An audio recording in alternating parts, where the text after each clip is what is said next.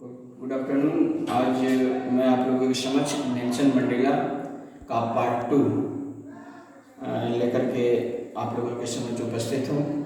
आप लोग पार्ट 1 में पढ़े होंगे कि साउथ अफ्रीका की धरती पर पहली बार लोकतंत्र डेमोक्रेटिक गवर्नमेंट का इंस्टॉलेशन हुआ था, जिसका नेतृत्व नेल्सन मंडेला कर रहे थे। और पहली बार कोई वहाँ का राष्ट्रपति ब्लैक स्किन पीपल में से हुए हैं। आइए मैं स्टार्ट करता हूँ part 2। A few moment later, कुछ क्षण बाद, we all lifted our eyes in awe as a spectacular array of South African jets, helicopters and troops carried out in perfect formation over the Union Building. A few moments later, कुछ ही क्षण बाद, मतलब जब शपथ ग्रहण समारोह हो गया राष्ट्रपति के रूप में नेल्सन मंडेला का, कुछ समय बाद जब हम लोगों ने अपनी आंखें ऊपर की ओर उठाई तो देखा क्या, एव मतलब होता है आश्चर्य में, एकदम शानदार प्रदर्शन देखने को मिला आकाश में। क्या चीज़ का? African jets, helicopters and troop means होता है सैन्य दलों का, carriers rode in perfect formation over the Union Building. जिस जगह शपथ ग्रहण समारोह हो रहा था, यानी जहाँ दर्शक लोग बैठे हुए थे, सारे नेता लोग बैठे हुए थे, ठीक उसी यूनियन बिल्डिंग के ऊपर में जिस प्रकार हम लोगों गणतंत्र दिवस सेलिब्रेट करते हैं, राष्ट्रपति भवन दिल्ली में, वहाँ पर बहुत सारा प्रदर्शनी होता है हेलीकॉप्टर्स का, एरोप्लेन्स का, आपका हेलीकॉप्टर्स, अफ्रीकन जेट्स का। ठीक उसी प्रकार यहाँ उन जहाज़ों का हो रहा है। It was not only a display of pin point of precision military force, एक प्रकार से ये डिस्प्ले प्रदर्शनी था सत्यता का, यथार्थ का, एंड मिलिट्री फोर्स लोगों का, but demonstration of the military loyalty to democracy. मतलब मैं कह सकता हूँ कि एक यथार्थता नहीं था, बल्कि जो भी सैन्य दल थे वे लोग दिखा रहे थे अपनी लॉयल्टी, कर्तव्य निष्ठा टू डेमोक्रेसी, किसके प्रति? लोकतंत्र के प्रति, टू ए न्यू गवर्नमेंट, और जो एक नई सरकार चुनी गई है, that had been freely and fairly elected. कौन सी सरकार?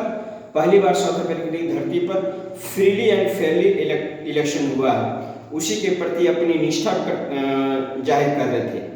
Only moments before highest generals of the South African defence force and police their chest bedecked, मैंने आप लोगों को लिखा बताया था सजा हुआ। ओनली मोमेंट्स बिफोर, कुछ क्षण पहले, यही जितने भी पदाधिकारी थे, पुलिस वगैरह जितने भी सैन्य दल थे, जिनके सीने में देखते हुए आप लोग सैन्य दल जो बड़े बड़े ऑफिसर होते हैं उसमें स्टार वगैरह सजा होता है, रिबन्स वगैरह का, with ribbons that and medals from days gone by saluted me. आज वो लोग मुझको सैल्यूट कर रहे हैं, जबकि कुछ दिन पहले ये लोग मुझे क्या कर रहे थे? अरेस्ट कर रहे थे। समय की बात है, आज यही लोग मुझे सैल्यूट करने आए हैं उधर से आकर के। जैसे शपथ ग्रहण समारोह होता है ना, तो जो हाईएस्ट डिफेंस का जो होता है वो आकर के सैल्यूट करता है अपने राष्ट्रपति को या प्राइम मिनिस्टर को। तो आज ये लोग मुझे सैल्यूट कर रहे थे, लेकिन यही लोग कुछ दिन पूर्व हमको अरेस्ट कर रहे थे, और आज यहाँ आकर के वो लोग सैल्यूट कर रहे हैं, प्लेस देयर लॉयल्टी, अपनी कर्तव्य निष्ठा का बारे में कर्तव्य निष्ठा जता रहे हैं। आई वॉज नॉट अनमाइंडफुल, इससे मुझे कोई एतराज नहीं है, ऑफ द फैक्ट, ये सच्चाई, that not so many years before they would not have saluted but arrested me. इससे मुझे कोई दिक्कत नहीं है कि यही लोग जो मुझे आज सैल्यूट कर रहे हैं, यही लोग कुछ दिन पूर्व मुझे गिरफ्तार करते थे, इससे मुझे दिक्कत नहीं है। Finally a chevron of Impala jets left a smoke trail of the black, red, green, blue and gold of the new South African flags. अंततः चेवरन ने भी आकार का एक प्रदर्शनी होता है इम्पाला जेट्स का, जो धुआं छोड़ता है। देखते हैं हम लोग भारत में जब प्रदर्शनी होता है तो कोई आपका सफ़ेद धुआं छोड़ता है, कोई केसरिया छोड़ता है, कोई हरा छोड़ता है, यानी आकाश में एक तिरंगा जैसा नज़ारा देखने को मिलता है। ठीक उसी प्रकार साउथ अफ्रीका में भी ये देखने को मिल रहा था, विभिन्न रंगों का, जो साउथ अफ्रीका का रंग है उन सभी रंगों का एक प्रदर्शनी, यानी वो हेलीकॉप्टर लोग, जेट्स लोग धुआं छोड़ रहे थे उसी रंग का। The day was symbolised for me by the playing of our 2 national anthem. आज ये दिन प्रतीक हुआ दो राष्ट्रगीत का, क्योंकि उस दिन दो राष्ट्रगीत गाए गए थे। यानी पहले ब्लैक लोगों का अलग था और गोरे लोगों का अलग था, और दोनों का पहले गोरे लोगों का गाया जाता था। आज पहली बार है कि ब्लैक लोगों का भी नेशनल एंथम गाया जा रहा है। अरे बस समझे। And the vision of white singing Nkosi Sikelel in Africa and black singing Die Stem. Black लोग डाइस्टेम वाला गा रहे थे, जबकि व्हाइट स्किन वाले लोग नकोसी सिकेल इन अफ्रीका गा रहे थे। The old anthem of the republic. Although that day neither group knew the lyrics of the anthem, they once despised. They would soon know the words by heart. चूंकि दो group हैं, दोनों group वहाँ बैठे हैं, तो कोई सफ़ेद वाला बढ़िया से जान रहा है, कोई ब्लैक वाला जान रहा है, लेकिन न चाहते हुए भी, डिसलाइक करते हुए भी आज उन लोगों को गाना पड़ रहा है। लेकिन दे वुड सून, तुरंत, ऐसा उम्मीद है, मुझे विश्वास है कि उन लोग तुरंत जान जाएंगे और इसको याद कर लेंगे बाई हार्ट, दिल से। यानी दोनों ही जो नेशनल एंथम है दोनों ही जाएंगे, काले वाले व्हाइट वाले में जान जाएंगे और व्हाइट वाले ब्लैक वाले का नेशनल एंथम जान जाएंगे। On the day of the inauguration, जब उद्घाटन समारोह हुआ, आई वाज ओवरवेल्म्ड, ओवरवेल्म्ड भाव विभोर, बहुत खुश, with sense of history. In the first decade of the 20th century, 20वीं शताब्दी के प्रथम दशक में, a few years after the bitter Anglo Boer war, before my own birth, मेरा जन्म उससे पहले हुआ था, उससे पहले, the white skin people of South Africa past of the difference and erected a system racial domination. South Africa के जो लोग थे उन लोगों ने एक नई व्यवस्था बनाई थी, जो मैं आप लोगों को बताया था, क्या चीज, रणभेद की नीति, apartheid policy. They are differences and erected a system of racial demonization against dark skinned people of their own land. उसी की धरती पर, साउथ अफ्रीका की धरती पर, साउथ अफ्रीका की धरती पर ब्लैक लोगों के अगेंस्ट में, उनके अधिकारों को वंचित करने के लिए एक नई व्यवस्था स्थापित की थी। The structure they created from the basis of one of the harshest, यानी एक प्रकार से कहा था, वो जो समय था सबसे हार्शेस्ट, निर्दयी, क्रूरता का समय था साउथ अफ्रीका की धरती में। The white skin people tortured the black one, काले लोगों को बहुत टॉर्चर करते थे। मोस्ट इनह्यूमन्स, सर्वाधिक अमानवता का प्रतीक वहाँ दिख पड़ रहा था। Society and the world had ever known, इससे ज़्यादा क्रूरता कहीं भी देखने को नहीं मिल रही थी जितना वहाँ काले लोगों के प्रति लोग क्रूरता कर रहे थे। Now in the last decade, और जब अंतिम दशक आया, 20th सेंचुरी, 20वीं शताब्दी का अंतिम दशक, my own 8th decade of man, और जब मैं 8th डिकेड मैंने दशक, 8th मैंने 80, 80 साल का लगभग जब मैं हुआ, the system had been overturn for ever, और वो जो सिस्टम था, जब मेरी उम्र 80 साल लगभग हो गई, तो पूर्णतः उस सिस्टम ओवरटर्न मैंने पूर्णतः बदल गया हमेशा के लिए। And replaced by one that recognise the right and freedom for people, और एक ऐसी व्यवस्था स्थापित हुई कि सबों का अधिकार, सबों को आज़ादी समान रूप से मिले, regardless of colour of their skin, जो किस व्यक्ति का क्या कलर है उससे कोई लेना देना नहीं है, यानी चाहे वो व्हाइट लोग हों चाहे ब्लैक लोग हों, each and every will be given equality, हर लोगों को समानता दी जाएगी। That day had come about now the unmanageable sacrifice of the thousand male people. ये जो आज दिन आया है, मतलब जो अपार्थाइड पॉलिसी समाप्त हुई है, उसके पीछे अनइमेजिनेबल सेक्रीफाइस है। अनइमेजिनेबल माने अकल्पनीय, सेक्रीफाइस माने त्याग, बलिदान।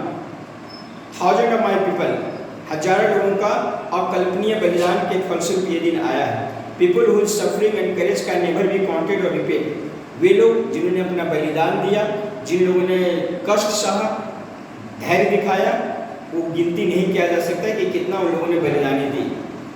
आई फेल्ट, मैंने महसूस किया उस दिन, as I have on so many other days, that I was simply the sum of all those African patriots who had gone before me. बहुत सारे ऐसे जो देशभक्त थे, वो मैं तो जिंदा हूँ, लेकिन बहुत सारे क्या हो गए, मर गए। जैसे आज हम लोग अपने देश की आज़ादी के लिए 2, 4, 10 प्रमुख लोगों का नाम जानते हैं, बहुत सारे ऐसे क्रांतिवीर हुए जिन्होंने अपना सर्वस्व न्यौछावर कर दिया और हम लोग उनके बारे में नहीं जानते, न जानने की इच्छा रख रहे हैं, जो कि गलत है, जानना चाहिए। That long and noble lines ended and began again with me. I was pained, मुझे बहुत कष्ट हुआ। I was not able to thank them, मुझे आज बहुत कष्ट हो रहा है क्योंकि आज मुझे धन्यवाद देना था उन लोगों को, लेकिन धन्यवाद किसको दूँ? They have died, उन लोग मर चुके हैं। They were not able to see what their sacrificial had wrought, क्या उन लोगों की बलिदान, क्या करामत किया, क्या करिश्मा किया, कितनी बड़ी सफलता अर्जित की, वे लोग आज नहीं देख रहे हैं, इसलिए मैं उनको धन्यवाद भी नहीं दे पा रहा हूँ। ये मेरे लिए पेंड का विषय है, कष्ट का विषय है। द पॉलिसी ऑफ एपार्थीड, वो नीति जो एपार्थीड की थी, created a deep and lasting wound in my country and my people. वो जो एपार्थीड की पॉलिसी थी, हमारे लोगों में एक गहरा घाव करके गया था। वो प्रफाउंड मतलब गहरा। All of us will spend many years, if not generation, recovering from that profound hurt. All of us, हम सभी लोगों को will spend many years, बहुत साल गुजारना पड़ेगा, if not generation recovering from the profound hurt. यदि वो गहरे जख्म से रिकवर मैंने पुनः ठीक होना नहीं रिकवर करेंगे तो हम लोग बहुत साल लग जाएगा। But the decade of oppression and brutality had another unintended effect that produced the Oliver Thambos, क्या बोल रहा है? But the decade of oppression and brutality, ये कहते हैं ना, धरा जब जब विकल होती, मुसीबत का समय आता, किसी भी रूप में कोई महामानव चला आता। जब जब धरती पर ब्रुटिलिटी बढ़ता है, क्रूरता बढ़ता है, तो कोई न कोई महामानव का जन्म होता है। तो उसी प्रकार जब क्रूरता बढ़ गई तो साउथ अफ्रीका की धरती पर नेल्सन मंडेला जैसे लोग, तांबो जैसे लोग, वाल्टर सिसुलस जैसे लोग, chief Luthulis, Yusuf Dadoos, Bram Fischers, Robert Sobukwes of our time, ऐसे ऐसे क्रांतिवीर लोग पैदा हुए। Men of such extraordinary courage, wisdom and generosity that their life may never be known again. इतने extraordinary, असाधारण सांस वाले लोग आए, ज्ञानवान लोग आए, generosity उदारता वाले लोग आए, that their life may never be known, और ये लोग साधारण इंसान नहीं थे। ये जो एपार्थीड पॉलिसी थी, रंगभेद की नीति, उसी नीति को इरेडिकेट करने के लिए, जड़ से हटाने के लिए ये लोग नेता के रूप में, क्रांतिवीर के रूप में नेल्सन मंडेला के साथ आए। Perhaps it required such depth of operation to create such highest of character. शायद it requires, आवश्यकता पड़ती है, such depth, वैसी गहराई का of operation to create such height of character. जैसे आपके पास कोई घोर विपत्ति कष्ट आ जाए तो उसमें इंसान को क्या चाहिए? डरना नहीं चाहिए, बल्कि उसके अगेंस्ट स्टैंड होना चाहिए, खड़ा होना चाहिए, अपना चरित्र बल को ऊंचा करके दिखाना चाहिए। उसी तरह से इन लोगों ने आगे बढ़ करके और उस पॉलिसी को समाप्त करने के लिए आगे बढ़े थे। माई कंट्री इज रिच, ये कह रहे हैं कि मेरा देश धनवान है, इन मिनरल्स, खनिज लवण में, जेम्स रत्न में, that lies beneath it's soil, और वो रत्न, वो खनिज लवण कहाँ है? मिट्टी के अंदर। But I have always known that it's greatest wealth is it people, लेकिन जहाँ तक मुझे जानकारी, मेरा अनुभव है कि किसी भी देश का यदि सच्चा धन होता है, संपत्ति होता है, तो खनिज नहीं होता, सोना चांदी हीरा मोती सब नहीं होता है, बल्कि उसका सच्चा धन संपत्ति वहाँ के लोग होते हैं। या country is known by people, एक देश की पहचान वहाँ के लोगों से होती है। And truer than purest diamond, और ये जो लोग होते हैं ना, वो ज़्यादा सच्चे होते हैं, ज़्यादा अच्छे होते हैं। किससे? इवन प्योरेस्ट डायमंड, प्योरेस्ट सबसे अच्छा हीरा से भी ज़्यादा कीमती, ज़्यादा मूल्यवान होते हैं वहाँ के अच्छे नागरिक। Clear? It is from this comrades in the struggle that I learn the meaning of courage. उन्हीं लोगों में से जो मैंने नाम बताया, उन्हीं लोगों के बीच रह करके मैंने सीखा क्या चीज़? मीनिंग ऑफ करेज, साहस का मतलब क्या होता है। Time and again I have been men and women risk and give their life for an idea. समय समय की बात है, आई हैव बीन मेन, मैं उन लोगों में से रहा हूँ, उन महिलाओं में से रहा हूँ जो किसी आइडिया को प्राप्त करने के लिए अपनी ज़िंदगी को क्या बोलते हैं, रिस्क ले लेते हैं, खतरा मोल ले लेते हैं। I have seen men stand up to attack and torture without breaking, showing a strength and resilience। कहता मैंने बहुत सारे इंसानों को देखा है जो खड़ा रहता है किसके अगेंस्ट में, वही अटैक एंड टॉर्चर, प्रताड़ना के अगेंस्ट में, क्रूरता के अगेंस्ट में, विदाउट ब्रेकिंग, बिना टूटे, showing a strength and resilience, एक ऐसा चरित्र पर उसी समय लोग दिखाते हैं कि उससे ताकि जूझ सके, जूझ ही नहीं सके बल्कि उस पर विजय प्राप्त कर सके। इसके खिलाफ वो जो क्रूरता है, जो मुझे कोई यातना दे रहा है, उसके खिलाफ। And that defies the imagination, और आसानी से वो उसका सामना भी कर बैठता है। I learn that courage was not the absence of fear, मैंने उन लोगों के बीच क्या सीखा कि साहस क्या होता है। साहस was not the absence of fear, साहस का मतलब ये नहीं कि मुझ में डर नहीं है, मुझ में डर नहीं है तो इसका मतलब ये नहीं कि मैं साहसी नहीं हूँ। Courage was not the absence of fear, अरे बस समझ में, मतलब मुझ में डर नहीं है तो इसका मतलब ये नहीं कि आप धैर्यवान हैं। But the triumph over it, courage का मतलब उस डर पर जीतना, एक प्रचार में देता है ना, डर के आगे जीत है, वही करेज का मतलब वही हुआ। The brave man is not the who does not feel afraid, कहता बहादुर आदमी वो नहीं होता है जो डरता नहीं है, भयभीत नहीं होता है, बल्कि he who conquest the fear, बहादुर आदमी वो हो जाता है जो उस डर को ही जीत लेता है। कन्क्योर मैंने जीतना। No one is born hating another person, कहता है कोई भी इंसान धरती पर जब जन्म लेता है तो जन्मने के साथ ही दूसरे से घृणा करना नहीं शुरू करता है। Because of colour of the skin, कि मैं गोरा हूँ, काला हूँ, उसे तुरंत घृणा करूँ, और बैकग्राउंड से और हिज रिलीजन, धर्म से।